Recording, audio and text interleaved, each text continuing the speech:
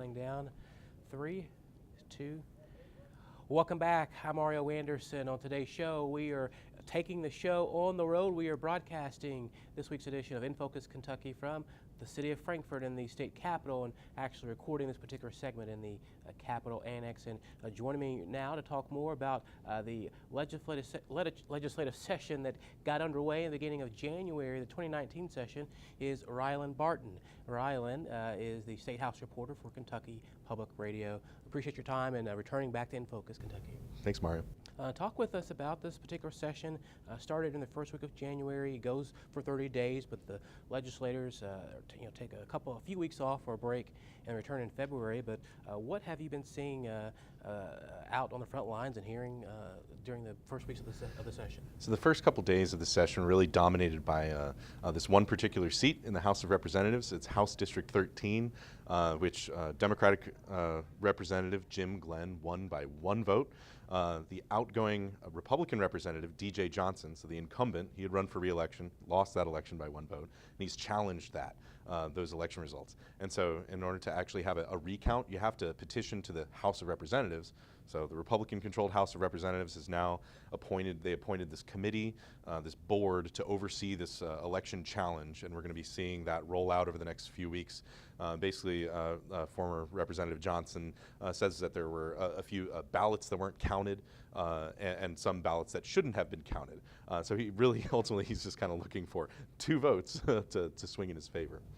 And also to note that in addition with that, school safety, that's been talk from House, the Senate, leadership, but also just members saying that's a bipartisan issue they're wanting to tackle together. Do you see that something that's coming together? It's a big bipartisan effort that lawmakers were working on during the interim. So over the summer, they had all these meetings to decide on how the state can try and make schools safer. This comes about a year after the shooting in Marshall County out in western Kentucky, where 2 high school sophomores were shot and killed just before school started last year. And the legislature didn't pass anything last year, but they were working on something, and now they've come up with this bill, which what it would do is it says that the legislature wants to hire more school resource officers and mental health counselors, and says that that's the goal. Now, it doesn't provide any funding for that yet, but it's kind of like,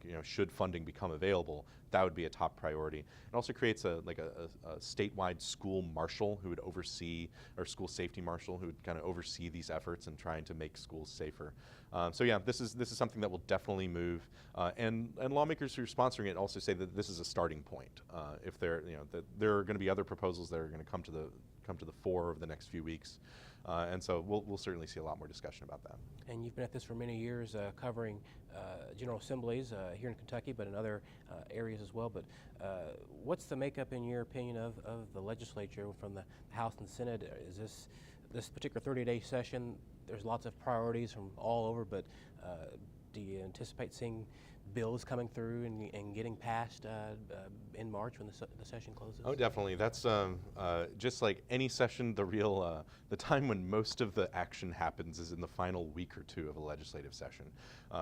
Lawmakers, the leaders of the legislature, and Governor Bevin have signaled that they really want another pension reform bill to pass out of the legislature. This, of course, comes after the state Supreme Court struck down the last pension reform bill.